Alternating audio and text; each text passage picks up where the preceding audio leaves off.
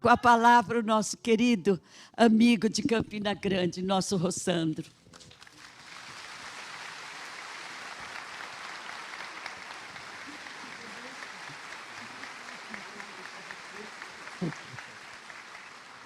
Bom dia a todos e a todas. É uma alegria enorme estar aqui com vocês, terceira vez nessa casa. E por que nós estamos aqui, né?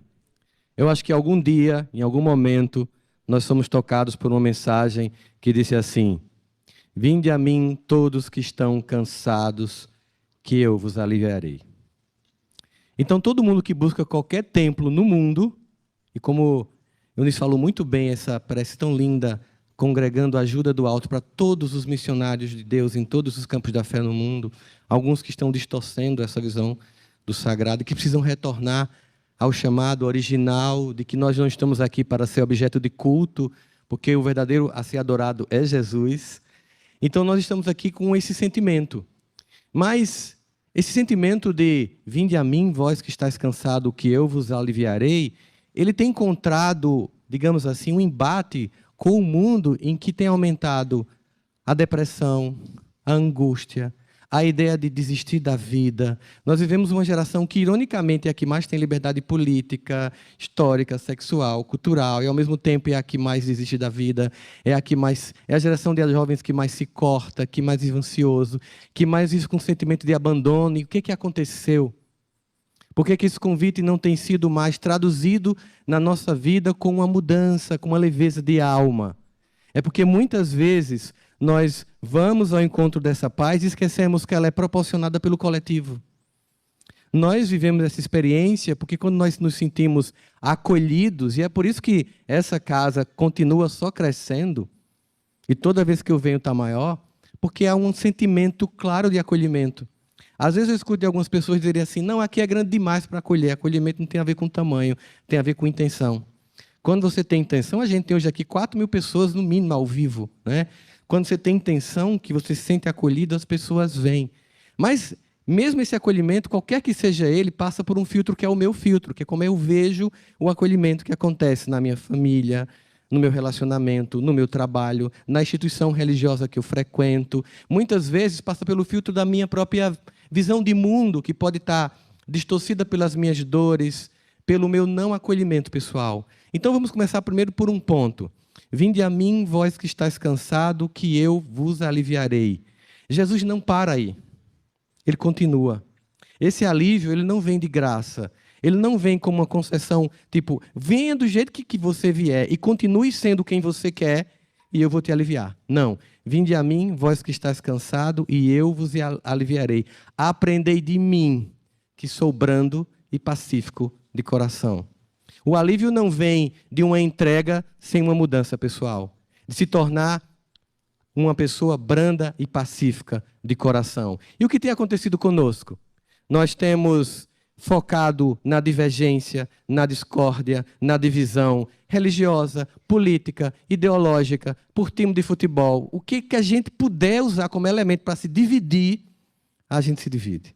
Nas casas há um abandono profundo, um conjunto de pessoas que vivem no mesmo ambiente, mas que estão sequestradas por um elemento novo, mas que tem causado estragos absolutos na nossa vida, que eu estou segurando ele aqui na mão. É um objeto de trabalho, é incrível, não estou demonizando o celular, redes sociais, mas isso tem nos distraído. Pessoas que estão em casa, o tempo inteiro conectadas com pessoas que não estão em casa, ignorando as pessoas que estão em casa. Isso tem um custo. A gente não está junto. Porque eu preciso viver em comunidade, eu preciso me sentir apoiado, eu preciso me sentir acolhido. Jesus vai se manifestar na minha vida através do seu olhar, do seu ombro amigo, do seu acolhimento, da sua palavra que não me julga. Então eu preciso olhar para esse movimento primeiro e perguntar para mim, eu sou alguém que busco ser brando e pacífico de coração? Tem uma oração que eu sempre trago na minha mente, quando eu vou abrir o grupo de WhatsApp da família. Quem aqui tem grupo de WhatsApp da família, levante a mão, por favor. Porque quando eu pergunto isso, as pessoas riem, eu sempre me pergunto. Talvez porque já estejam lembrando de todos os conflitos, todos os eu entro e saio do grupo. Às vezes a gente cria um grupo, tem um parente que é tão difícil que a gente cria um outro grupo para ele não estar nele. E aí um dia a gente esquece e fala no grupo que ele está sobre ele. E ele descobre que ele foi excluído, porque a gente aprendeu fraternidade para excluir o parente difícil, ou seja, a gente não aprendeu fraternidade. A gente quer leveza, a gente quer as coisas fáceis, a gente quer o que seja simples, e a proposta do Evangelho nos chama para a complexidade das relações humanas. Então, no fundo, quando eu vou abrir grupo de família, eu começo com: Senhor, fazei de mim um instrumento da tua paz. Aí depois de fazer essa prece, eu abro para o grupo. Não só de família, alguns grupos que a gente faz parte, de condomínio, então, 10 vezes você bota: Senhor, fazei de mim um instrumento da tua paz. Grupo de condomínio é uma experiência, a gente percebe no microcosmo de um WhatsApp, com 500 pessoas, como é complicado um planeta de 8 bilhões. A construção da paz no grupo de família já mostra o desafio que nós temos que enfrentar. As pessoas pensam diferente, elas votam diferente, elas agem diferente, elas veem um mundo diferente. E que bom, porque se Deus quisesse que a gente fosse tudo igual, Ele nos teria feito assim, porque Ele pode. Quando a gente vai para Campinas daqui, a gente passa por um monte de floresta de eucaliptos clonada. Já viram? Tem coisa mais tediosa? Tudo igual. A beleza é uma floresta tropical, quando a gente está descendo daqui para Santos. Árvores de tamanhos variados, cores diferentes, caules mais grossos, mais finos, cada uma do seu jeito, contribuindo para o ecossistema, para a ecologia, para o contexto da beleza. Como diz um grande pensador do mundo árabe, que criou e fundou uma nova visão da religiosidade no mundo árabe, chamado Baha'u'lláh, que fundou a fé Bahá'í. Ele diz assim, que a beleza de um jardim está na diversidade de suas flores. E a dor reside quando eu quero que todo mundo seja uma rosa vermelha, ou uma rosa branca, ou uma rosa amarela, ou um lírio. As pessoas são como elas são. E muitas vezes eu não consigo sentir essa paz, porque não é apenas o fato de que eu não aceito lá fora aquilo que é diferente. No fundo, é porque eu não aceito em mim aquilo que é diferente. Porque no fundo, eu estou falando do outro, estou projetando quem eu sou. Por isso que Freud dizia, quando João fala de Pedro, João fala mais de João do que de Pedro. Quando eu falo do outro, quando eu sinto raiva do outro, eu estou falando, estou vivendo, estou experimentando as minhas próprias dificuldades, as minhas sombras, as minhas dores, as minhas angústias. E aí você pensa, Jesus nos chama e diz assim, eu não vim para os que estão sãos, eu vim para os que estão doentes. Esse é um planeta de doentes, cujo grande médico das almas nos convida para nos curarmos uns aos outros. Então não cobre que quem está do seu lado seja perfeito. Não cobre que as pessoas tenham que ficar hipócritas, mostrando sempre saúde mental, sempre equilíbrio, que ela nunca possa te pedir socorro, porque se ela pedir socorro, você vai dizer, você ainda é evoluído espiritualmente, como assim você caiu? Você não faz parte dessa casa? Como é assim que você caiu? Como se eu fosse invulnerável. Só Deus é invulnerável. No momento que eu estou com dor, eu quero que você me acolha, não que você me julgue. Eu quero que você olhe para mim e diga, meu irmão, eu sei o que é isso, porque eu já caí semana passada, hoje é você, eu estou melhor, eu te levanto. Semana que vem, quando eu cair, você me levanta. É esse o acordo. Não existe saúde mental individual, gente. Saúde mental é construção de comunidade, de experiência, de viver a fraternidade universal. Fraternidade é estar disponível para ser Deus na sua vida. E não para ser um julgador, um cobrador, um exigente, uma pessoa que divide, que apela. Uma pessoa que esquece que a bandeira da gente é o Evangelho e consegue viver muito mais nas redes sociais, postando sobre divisão e ódio do que sobre o Cristo. Falando de como está a sua interioridade. Porque se a boca fala do que o coração está cheio, o feed das suas redes sociais também fala do que está cheio o seu coração. Se é de divisão e de ódio, é disso que você tem para dar para o mundo. Se você pensa e vive Jesus, você entende que todos os personagens políticos são passageiros e secundários diante de um plano muito maior e amoroso que acolhe todas as pessoas como elas são, não nos convidando à paralisia, obviamente, mas ao crescimento, ao amor, ao aconchego, a viver uma experiência em que eu olho para você e entendo que às vezes é difícil conviver com você. Eu sei que tem gente que a gente pensa assim, quando eu estiver do outro lado eu vou perguntar, por que Jesus? Família é como TV por assinatura, gente. A gente assina um pacote de canais, alguns a gente não gosta, mas faz parte do pacote. Às vezes você não gosta de esporte, mas você assinou a TV, aí vem esporte. Você pula toda vez. E para ir para o canal que você gosta, você passa pelo que você não gosta. É assim a família. É o desafio. Algumas pessoas são mais difíceis. Algumas pessoas a gente pergunta assim, não poderia deixar para a próxima? A gente quer parcelar no cartão no mínimo. E sabe o que acontece quando paga o cartão no mínimo, né? Vai acumulando. Já passei por isso. Chega um ponto que você faz, eu desisto, eu não pago. Então a vida nos convida a primeiro olhar para a gente e se perguntar, eu sou brando e pacífico de coração? Porque se eu não sou brando e pacífico de coração, eu não posso esperar dormir sem Rivotril. Não dá para querer ter paz de espírito à noite se eu passei o dia no conflito. Não dá para querer ter paz de espírito à noite se eu passei o dia no combate, no embate, na divergência, no espicaçar do outro, no postar, no repostar, no encaminhar, no criticar, no falar mal, no olhar para o outro, observar, criticar a roupa, o tamanho, a cor, o peso, tudo. É uma incapacidade de aceitar o mundo como ele é. É uma incapacidade de aceitar a realidade como ela é. Então essa paz que eu busco, ela começa com uma aceitação do mundo e das pessoas como elas são, a partir de mim. Eu gostaria de ser muito melhor do que eu sou. Ah, como eu gostaria. Mas se eu não começar a aceitar quem eu sou, eu não vou ter energia para me tornar quem eu desejo. Esse é um esquema que um grande pensador chamado Carl Rogers, da psicologia americana, que fundou uma grande força da psicologia, centrada no cliente, na pessoa, como ele diz o seguinte, que tem um paradoxo na autoaceitação. É que somente quando o indivíduo se aceita, ele muda.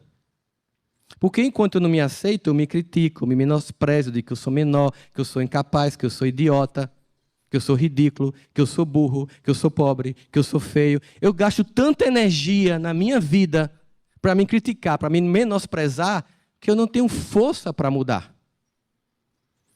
Porque eu estou preso num processo de autodestruição. Ah, mas e se eu me aceitar, eu não estaciono? Não. Só quando eu me aceito, eu paro de ser o meu pior inimigo. Quando eu paro de ser o meu pior inimigo, eu me torno o meu aliado. Aí eu mudo. Aí eu tenho força para mudar. Quando eu não me aceito, eu entro num processo interno de menosprezo pessoal. E aí eu também crio umas estratégias para fugir desse menosprezo. Essa sensação de que eu não sou melhor, não sou capaz. Sabe o que eu faço? Eu vou pegar toda a dor que eu tenho em mim, na minha criança ferida, e vou projetar em você. Aí vou dizer que você é o desonesto, que você é o alienado político, que você é o idiota, que você é o manipulado, que você é o inevoluído, que você é que não presta, que você é o problema da família, que o casamento não está bom por sua causa, que a família não presta por sua causa. É tão cômodo, tão conveniente encontrar o mal lá fora e nunca enxergar para mim. E o convite do Evangelho é: olhe para dentro de você e entenda que você é imagem e semelhança de Deus. Uma vez eu estava conversando com um oriental, e aí ele disse assim, eu não entendo por que tem tanto problema de baixa estima no Ocidente, já que vocês são a imagem perfeita do Buda, que é a concepção deles de fé. Ou seja, na concepção nossa ele estava dizendo para mim, eu não entendo como vocês que dizem que são a imagem e semelhança de Deus, não se amam. Como é que alguém que se diz imagem e semelhança de Deus não se permite o amor próprio? Não consegue se enxergar. Ah, por muitos motivos, né, gente? Traumas, dores do passado, pessoas te acusando, te menosprezando, dizendo que você é menor, que você não vai dar para nada, que você não tem futuro. A gente sabe, nem sempre a gente nasce num contexto familiar favorável, amoroso, acolhedor. Aliás, sinceramente, são poucas as pessoas que têm uma família harmoniosa, gente, no mundo. Essa é a grande verdade. A maior parte de nós vive com pessoas imperfeitas, que nos receberam nos lares para construir uma jornada com suas dores e angústias, transmitindo suas próprias fragilidades e dores. E aí, quando você tem consultório, Sanches sabe como é isso, a gente chega assim, aí vai atender uma pessoa, e aí a gente tem um clássico, dor de consultório clássico, sabe qual é? Minha mãe gosta mais da minha irmã do que de mim. Graças a isso, muitos terapeutas conseguem pagar suas contas e seus boletos. Muitas dores nos chegam e a gente começa a lembrar que desde a infância, quando o papai e mamãe vai colocar refrigerante, a gente bota o copinho junto do irmão, da irmã, para ver se está igual. Quem nunca? Já fizeram isso? Qual é o nosso objetivo? Garantir que o amor seja equitativo. O desejo da criança é: não olhe para mim como se eu fosse menor que o outro. Não menospreze a minha necessidade de seu olhar amoroso. Então, coloque a mesma quantidade de refrigerante para mim. Mas, infelizmente, nem sempre é assim. E os refrigerantes vão mudando de lugar. De repente, você é um pai que seu filho torce o primeiro pelo Corinthians como você e o outro pelo São Paulo. Aí já mudou o copinho. Você faz parte de uma religião ou do outro, mudou o copinho. Você vota num, outro no outro, mudou o copinho. Quando vê dor, exclusão. Porque eu quero amar os semelhantes e não os diferentes. É fácil. Mas se você amar as pessoas, os seus semelhantes, as pessoas que gostam de você, as pessoas que te amam, o que te torna diferente dos hipócritas, como dizia Jesus? Eles também vão nas sinagogas orarem pelos seus. Amai os vossos inimigos.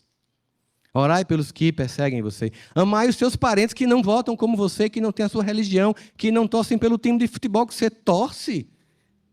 Por que a gente quer um mundo de regeneração se a gente não consegue ultrapassar isso? É uma quimera. Aí tem gente esperando que os ETs cheguem e façam o trabalho por nós. Vai chegar uma nave e vai resolver o nosso problema. É conveniente. A gente cria o caos e quer a ordem vinda de fora. Não, ela vem daqui, de dentro. E o que acontece? Geralmente os pais terminam cometendo um erro. Nessa de gostar mais de um do que do outro, chega lá no consultório, lembro demais de um paciente chegando para mim, minha mãe amou mais a minha irmã do que a mim, dava mais liberdade a ela do que a mim, ela tinha os melhores vestidos, melhores do que eu tinha vestidos, ela ia para festas que eu não ia, tudo era mais fácil para ela. Para minha mãe, eu tinha que lavar louça, era como se fosse uma babá da minha irmã. Isso foi gerando uma dor em mim tão profunda, tal. Eu estou aqui, fazem mais ou menos 35 anos, 40 que eu luto contra essa dor, essa exclusão, e falava e tal, e você acolhe, de repente, depois que a pessoa está um pouco estável, você faz uma pergunta assim, me diz, sua irmã hoje, com 40 anos, 30 anos, 50 anos, como é que ela está? A pessoa dava uma pausa e fazia assim, olhava para cima, buscava na memória e dizia, sabe, Rossandro, que no fundo eu percebo que a coisa está meio ruim para ela, né? Porque assim, até hoje depende da minha mãe. Minha mãe paga colégio dos meus sobrinhos, plano de saúde. Ela pede dinheiro emprestado da minha mãe, não paga. Aí minha mãe liga para mim para reclamar da minha irmã. E quando eu vou falar da minha irmã, ela defende minha irmã. Essas risadas entregam tudo. Não é? Aí eu fazia assim, agora eu entendi todo o drama. No fundo, a sua mãe gosta mais de você do que de sua irmã. Você está louco? Eu estou aqui há 6 meses, 3 meses, 2 anos, lhe mostrando como a minha mãe amou mais a minha irmã do que a mim. Não. Se sua irmã tivesse sido amada, ela era uma adulta independente, autônoma e funcional. É que, no fundo, sua irmã tinha 2 filhas e escolheu destruir uma. Escolheu destruir sua irmã. Porque quando você tem um adulto que depende dos pais, você destruiu. Você não gerou autonomia. O objetivo da educação é a autonomia financeira, psicológica, emocional e espiritual. Esse é o objetivo. Winnicott, um grande pediatra e psicanalista inglês, dizia, uma mãe suficientemente boa, isso serve para um pai, é aquele que um dia se torna desnecessário. Meus filhos um dia têm que olhar para mim como, eu não preciso mais de vocês. É isso que ele está dizendo.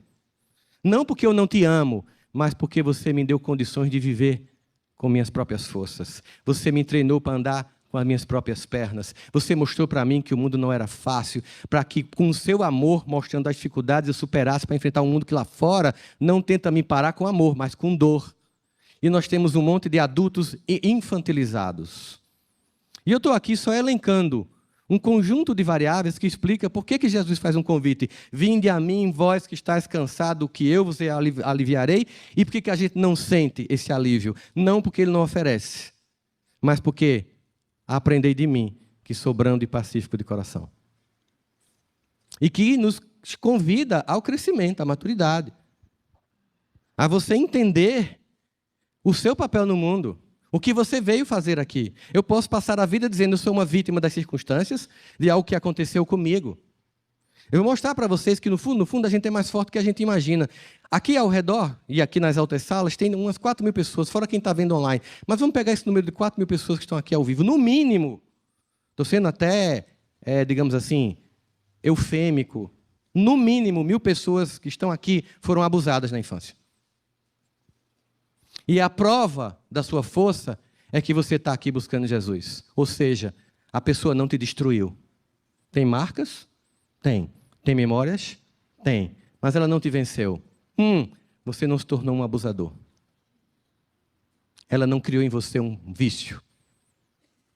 Você está aqui buscando melhoras, porque você é mais forte do que o que te aconteceu. E as dores, todos nós as temos. Se eu abrisse esse microfone aqui para vocês virem relatar a infância de vocês, muita gente ia chorar hoje aqui.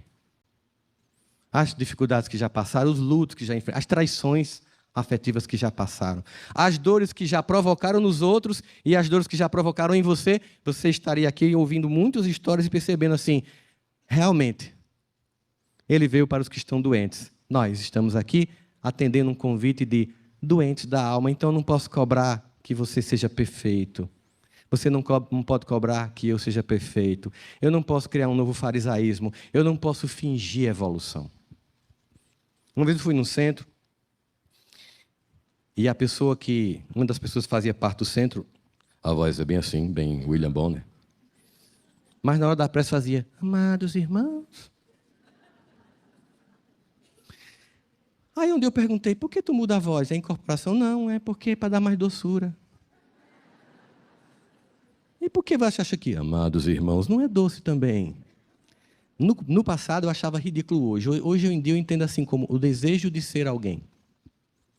Então eu faço a voz doce porque no fundo eu quero ser doce. E no fundo é muito isso, eu estou treinando, estou desenvolvendo essa capacidade de ir migrando para um outro ponto. Eu quero ser melhor, então eu vou começar a me comportar como alguém que eu quero ser. Eu quero ser melhor, então eu vou andar com as pessoas que vivem a vida que eu quero ter, emocionalmente, intelectualmente, moralmente. Se você, por exemplo, quer perder peso, você vai andar com quem come alface.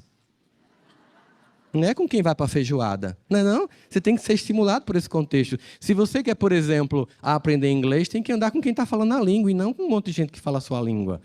Ou seja, eu tenho que me aproximar das pessoas que estão indo para onde eu quero ir. E essas pessoas elas têm que olhar para mim como quem acolhe, porque, sabe o que Paulo dizia? Eu devo a gregos e a bárbaros.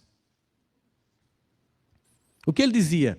Eu devo a todos que me ensinam. Os gregos representavam aquela civilização culta. Sócrates, Platão, Aristóteles já tinham passado no mundo. E Paulo tinha uma cultura muito forte. Ele conhecia parte dessas filosofias. Ou seja, eu devo a esses que me ensinaram. E devo aos bárbaros a quem eu tenho que ensinar. Ou seja, eu devo a quem me entrega. E a melhor forma de devolver a quem me entrega é entregando em quem de mim precisa. Percebe que é o fluxo da fraternidade do amor? Eu aprendo com você, ensino para você. Ninguém deve nada a ninguém, a não ser instrumento da paz. A não ser alguém que entrega para a vida. A não ser alguém que entende que o melhor da vida é olhar para a vida e dizer assim, o que é que eu posso fazer hoje? Eu geralmente vivo a minha vida diariamente com o objetivo de acordar a ponto de que quando eu acorde, quem acordou para destruir o mundo, pense, vai ser difícil, ele acordou hoje. Toda vez que nós, que vivemos em busca do Cristo, acordamos, a gente tem que acordar para sermos os construtores da paz. Sermos aquele que olha para o mundo dividido, com ódio, com desesperança, com angústia, com tempestades que inundam a cidade, depois um calor imenso, com uma crise ecológica, política, geopolítica, econômica, tudo ao mesmo tempo, e lembra que existe alguém que dirige essa nave chamada Jesus. Não são os homens passageiros que definem os nossos destinos, mas Ele e a escolha que eu faço de ser um membro ativo da comunidade dos que querem um mundo novo. E que comece por mim, olhando sem acusação, sem autodesprezo, com amor. Porque eu sei que o mundo diz como aquela música, você não vale nada. Mas Deus diz, mas eu gosto de você. Então talvez não é porque eu não valha nada. É porque Jesus dizia, vós sois a luz do mundo, vós sois o sal da terra. Por que eu não vejo isso em mim? Já se perguntou? Por que eu não vejo a potência de ser luz do mundo, o sal da terra? Por que eu me sinto fraco, incapaz, burro, estúpido? Por quê? Por que me convenceram disso? Talvez seja esse o drama, é que eu fui tão tomado por essa dor, que eu sou tão convencido da minha impotência, que eu me sinto sempre alguém em busca de pedir. E nada contra, a gente está sempre pedindo, mas nós também podemos ajudar. Por que sempre esse sentimento de incapacidade, de não merecimento, de às vezes chegar, ver a possibilidade e pensar, mas não é para mim, eu não mereço. No fundo, às vezes você mesmo bloqueia a sua cura por achar que não merece. Seja sua cura espiritual, física ou emocional. Talvez alguém tenha te convencido disso. Só para você ter uma ideia dessa metáfora que eu estou fazendo, a maior parte das pessoas que passaram por abusos sexuais na infância sentem culpa. Acham que são participantes. Sentem que contribuíram com alguma coisa. E não importa com que idade você começou a ser abusado, era uma pessoa muito mais adulta que você. Não existe duas pessoas num consórcio de adultos resolvendo ter uma intimidade. Existe uma pessoa manipulando uma outra que, com a sua fragilidade e vulnerabilidade, é abusado. Mesmo assim, as pessoas têm culpa. Elas chegam achando que participaram. Não, você não participou, você não tinha consciência, você não tinha maturidade. Houve abuso. E isso não torna você menor, incapaz e merecedor do amor, isso não te define. E claro, eu posso passar muito tempo da minha vida perguntando assim, por que isso aconteceu? Sabe quantas pessoas passam a vida inteira perguntando por que isso aconteceu e não conseguem avançar um passo na vida? Você já parou para pensar que a pessoa que te machucou, que te feriu, possa ser que nem ela saiba por que te machucou? Quantas vezes, quando a gente vai perdoar, a gente trabalha dentro da gente o perdão? Eu vou perdoar essa pessoa. Eu vou desenvolver esse perdão. Aí, chega lá inocentemente e vai dizer para João, eu vim te perdoar. Aí João diz assim, eu nunca lhe fiz nada. Aí você volta a odiar 2 vezes. Porque a peste te machucou e ainda diz que não fez nada. Percebe isso? Você está num tempo psicológico e a pessoa na outra. E talvez ela diga, eu nem sei porque eu fiz isso contigo. Porque às vezes ela é uma vítima que vem de uma outra vítima, que vem de uma outra vítima, que vem de uma outra vítima. E o meu papel no mundo é dizer, em mim encerra essa dor. Eu não vou vitimizar outros pela dor que eu senti do passado. Em mim encerra essa dor. E só tem uma forma de encerrar essa dor. Perdoando. Aí ela encerra. Por quê? Eu deixo no passado o que tem que ficar no passado. O passado só se torna passado quando eu deixo o passado no passado. Enquanto eu vivo reeditando o passado no presente, eu sinto a mesma dor e eu fico com tanto tempo administrando ressentimento que eu não tenho energia para viver um novo tempo. É, no fundo, como se a maior parte da humanidade estivesse aqui distraída. Imagina aqui, 45% dos seres humanos presos no passado. Dor, ressentimento, ódio, às vezes saudade. Era tão melhor quando mamãe estava aqui. Papai e mamãe já cumpriu o papel que tinha que cumprir. Marvin, agora é com você. Eu fiz o meu melhor. Agora é com você, velho. Já deram o que podia dar. Mas estou aqui preso. Saudade ou ressentimento das dores. 45% das pessoas administrando ressentimento. 45% da população da Terra está administrando futuro, ansiedade. Amanhã algo vai acontecer. Alguém jogou na Mega Sena ontem 60 milhões e não ganhou. Vai ser diferente. A da virada. Eu vou criar uma startup e vou ficar milionário. Geralmente a gente pensa em dinheiro, percebe nessa coisa diferente? A gente pensa em dinheiro e tanta gente rica, infeliz pra caramba, dizendo pra gente, não é por aí, não. Acredite. Mas aqui eu quero o futuro, alguma coisa mágica vai acontecer e eu vivo ansioso, roendo a unha, puxando o cabelo, gastrite, porque vai acontecer alguma coisa. E só 10% das pessoas entenderam que eu só amo hoje, eu só curo hoje, eu só acolho hoje, eu só te estendo a mão hoje, eu só te olho com carinho hoje. Eu só perdoo hoje. É só hoje que eu posso me curar do passado e finalmente construir um presente, um futuro real e não baseado nas expectativas quiméricas infantil de alguém que quer um futuro sem construir hoje. Que quer alguma coisa sem ter potência na alma para realizar aquela coisa. Não sei nem onde eu estou. Imagina a cena. Estou indo para Perseverança. Ligo para algum de vocês aqui. Como é que eu faço para chegar? Qual é a pergunta que você me faria? Você está vindo de onde? Zona Leste, Zona Oeste, zona... Aqui é tão grande que é zona, né? Zona Leste, Zona Oeste, Zona... Não, eu moro no Paraíso. Ó, pelo Paraíso, você ia dizer uma coisa. Não, acabei de pousar em Congonhas, era outra coisa. Estou vindo para o Santos, é outro endereço. Estou chegando por Campinas, pousei em Guarulhos. Cada lugar que eu tivesse implicava um percurso diferente para chegar aqui. Logo, se eu não sei onde eu estou, eu não sei para onde eu vou. Lembra de Santo Agostinho no Evangelho e no Livro dos Espíritos? Um oráculo. Mas existe um modelo assim, legal, para poder eu conseguir, tipo assim, tem uma receitinha de bolo, um gabarito na prova da existência, para poder eu passar, sem ter que ler o romance todo, o alienista. Eu posso ler um resumo para fazer o Enem? É basicamente o que a gente quer, né? Aí ele faz, um oráculo da antiguidade dizia, conhece-te a ti mesmo. Aí Kardec eu conheço essa frase, eu entendo o valor dela, mas dá para debulhar um pouquinho como a gente faz esse conhece a ti mesmo? E, de fato, ele mostra coisas simples. E contando da própria vida, eu diariamente, antes de dormir, olhava para a minha vida e me perguntava sobre o dia que passou, sobre como é que eu poderia ter sido melhor, sobre como eu poderia ter reagido melhor. E aí, diariamente, eu tinha mais ou menos uma métrica de como é que eu estava avançando. A gente faz isso quando? No Réveillon. Funciona. Você lembra do que você fez segunda de manhã da semana passada, 3 da tarde, aliás, 9 da manhã? Imagina no Réveillon, a virada, pessoal em casa, você com sua cidra cereja gerando ali, seu peru. E aí você pensa assim, como é que foi esse ano? E geralmente a sua conta é só sentimento de incompetência, de falência. Mais um ano que eu me matriculei na academia, paguei e não fui.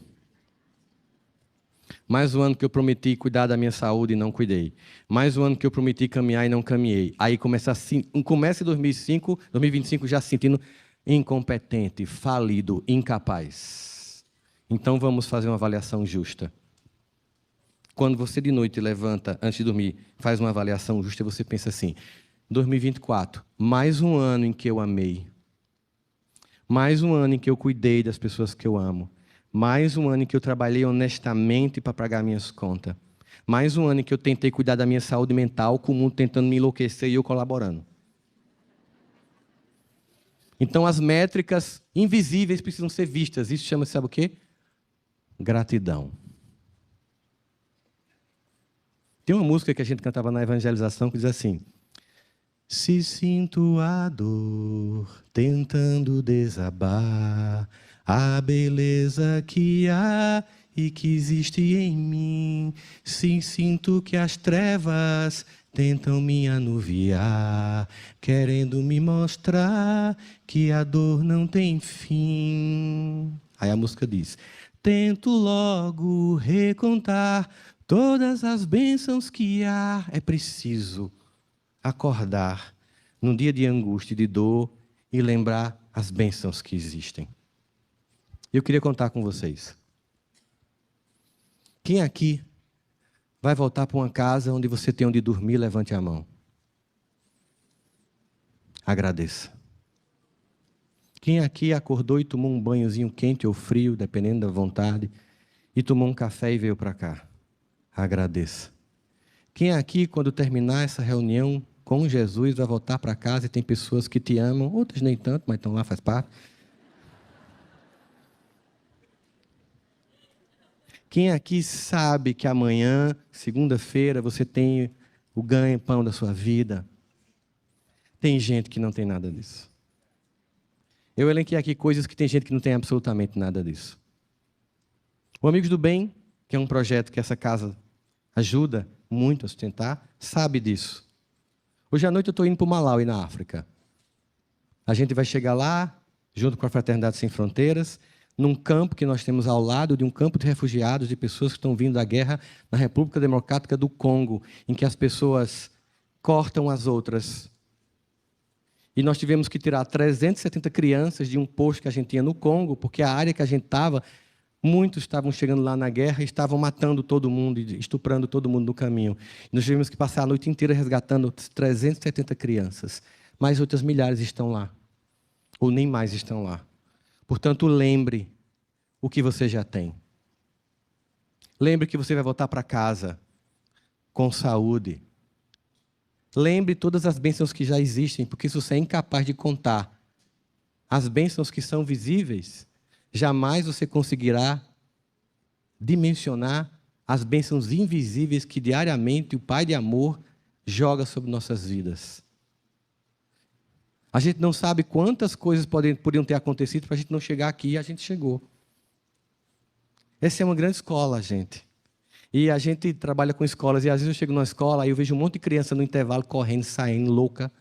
E eu penso, tem que ter muito anjo em escola, porque 1,7 bilhões de crianças e adolescentes todo dia vão para a escola, saem do intervalo correndo, feito umas doidas, e voltam vivas para casa. É muito anjo. Na Terra, a escola espiritual também é assim. Inclusive, agora eles estão perdidos, né? Eu conversando com alguns diretores, dizendo assim, eles estão perguntando aqui na coordenação como é que paquera.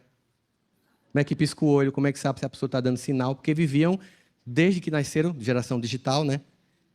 Nativos digitais, eles sempre se comunicaram por emojis. E uma piscada de emoji é uma coisa, uma sedução masculina e feminina já é diferente, é meio... Já tem todos os sinais que eles não estavam acostumados.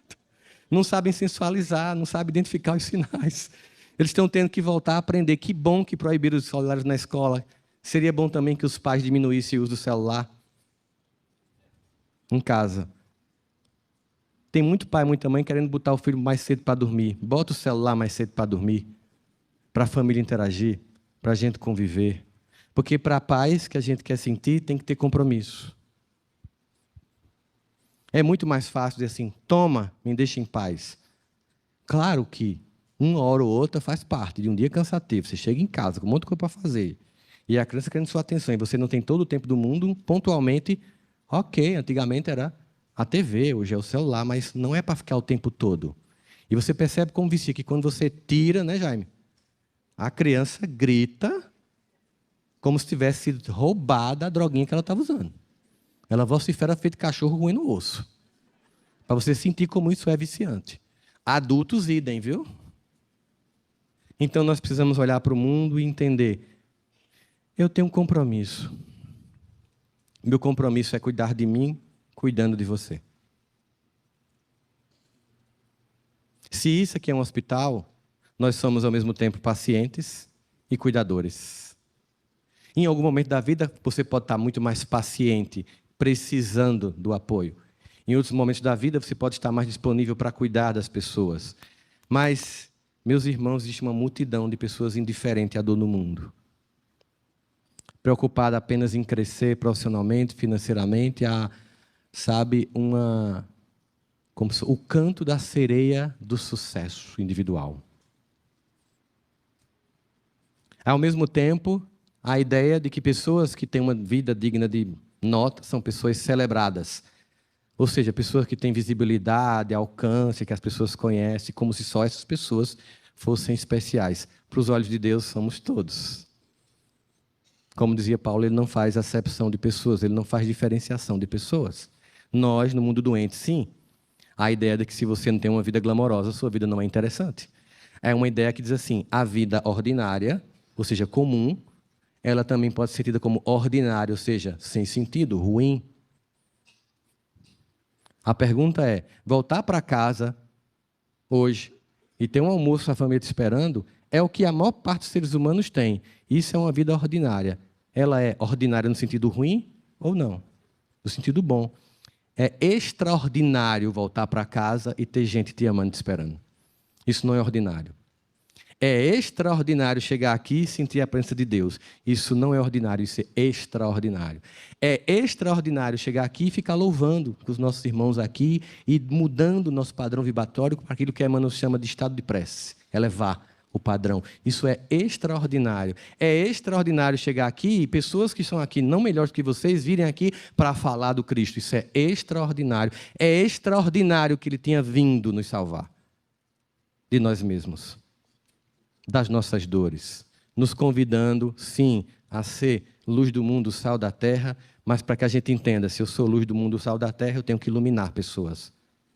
Eu tenho que iluminar a mim e ser luz para o outro. Eu tenho que acender minha chama para aquecer tua alma, para ajudar você no seu caminho. Você faz o mesmo por mim.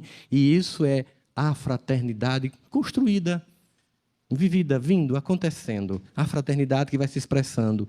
A minha alma que vai vivendo a experiência de olhar para você e sentir acolhido. No mundo doente, fala de coisas, de conquistas, daquilo que a gente quer ter. E nada contra isso. A gente gosta de conforto. Embora não seja isso que traga felicidade, a gente quer. Mas a gente adoece porque confunde os instrumentos que nós utilizamos para estar no mundo como sendo a meta do mundo. A meta é desenvolver-se, é avançar, é crescer espiritualmente, é amadurecer como sujeito e estar pronto para servir a Deus numa hora grave dessa, em que as dores ainda ficarão mais complexas, as pessoas tentarão ainda mais ceifar a própria vida. Nós temos que estar aqui atentos ao compromisso que assumimos, trabalhadores da última hora. De servir sem julgar, de acolher sem dividir, de entender que a nossa bandeira, durante séculos e séculos, foram castas, foram reis, foram famílias, foram brasões, agora políticos. Enquanto a gente não entender que é o Cristo, a gente vai patinar na evolução. Vai continuar cometendo os mesmos erros com outros nomes, outras castas, sem entender o chamado para fraternidade ampla e restrita por todos, inclusive, sobretudo, pelos mais difíceis de conviver. Isso quando não é a gente, né, o mais difícil. Porque quando a gente fala de pessoas tóxicas, a gente sempre fala do outro, nunca é a gente o tóxico. E se for eu? E se for eu que torno o ambiente difícil? E se agora você fosse embora, o que as pessoas diriam sobre você? É um exercício bom de fazer. Seria, já vai tarde ou... Que falta que você vai fazer aqui? A gente pode ver isso em qualquer lugar. Tem professores que já vai tarde e professores que falta, você vai fazer aqui. Tem profissionais de saúde que vão dizer, já vai tarde, outros que falta, você vai fazer aqui. Nós estamos aqui para ouvir do mundo que falta, você vai fazer aqui. Porque você acorda para contribuir com o mundo melhor. Quando a gente pensa em tudo isso, a gente pensa no mundo que sim, as coisas vão nos transformar. Mas existe um momento, né, de aprendizado profundo. Tem dois ambientes em que a gente aprende muito sobre a vida. Num hospital e num velório. A finitude e a fragilidade, ela nos lembra por que estamos aqui. Ela nos lembra nosso dever aqui. Ela nos lembra da nossa vulnerabilidade. Por que tantos filhos têm dificuldade de conviver com os pais idosos? De visitá-los? Uns motivos são egoístas, outros são inconscientes. O motivo inconsciente é ver o envelhecimento do meu pai e lembrar da minha própria morte. Isso me incomoda. Chegar na casa dos meus pais e perceber que ela não é como a gente era quando criança, me incomoda, dói. Chegar na casa dos meus pais e perceber que meu pai, que era um homem ativo, que me ensinou tudo, está usando fraldão, dói. Aí você evita aí. Aí termina caindo no egoísmo. Porque a vida está te dando a oportunidade de devolver 2% das fraldas que você recebeu. Devolver 2% dos cuidados que você recebeu. Você pode passar uma vida inteira cuidando do seu pai idoso, nunca vai devolver o que ele te entregou ou tua mãe. E quando você não entende que sem honrar pai e mãe você não consegue construir a sua vida, você mais uma vez cai no egoísmo e não entende o que é fraternidade. Porque no Evangelho diz o seguinte lá, se o nosso dever de amar os inimigos é um dever sagrado, imagine vós amar os vossos pais idosos. Cuidar deles. Devolver-lhes um pouco do carinho que você recebeu. Ouvir as mesmas histórias repetidas, às vezes da impaciência, como quem ouve pela primeira vez. E foi, como foi? Por que a gente tem tanta dificuldade de escutar a mesma história, se os nossos pais contaram várias vezes a mesma história para a gente dormir? Conta de novo, papai. Conta de novo, mamãe. Era uma vez. E aí o seu pai idoso, sua mãe idosa, diz assim, no meu tempo, aí lá vai, começou. Mas a gente quer ter paz, né? A gente quer dormir em paz. A gente quer ter tranquilidade. A gente quer ter saúde, sem entregar para o mundo aquilo que a gente quer receber. Nosso querido irmão Nando Cordel, naquela música A Paz do Mundo Começa em Mim, deixa tão claro que tudo começa em mim. Que essa paz que eu quero sentir tem que começar em mim para poder eu te oferecer. Mesmo que o contexto seja desfavorável, mesmo que a família que eu vivo não seja aquela que eu idealizei, ela tem que começar em mim. Eu tenho que ser esse instrumento. Não é simples, não é fácil, mas ninguém disse que isso aqui... Eu não sei se vocês leram as letras miúdas do contrato reencarnatório.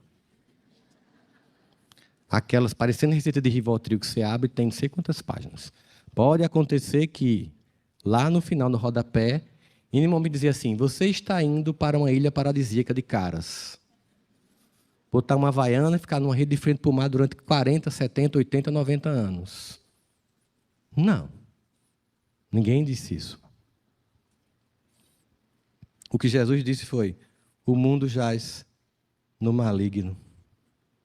Há uma preponderância do equívoco na Terra e nós estamos aqui para garantir que se inverta essa polaridade.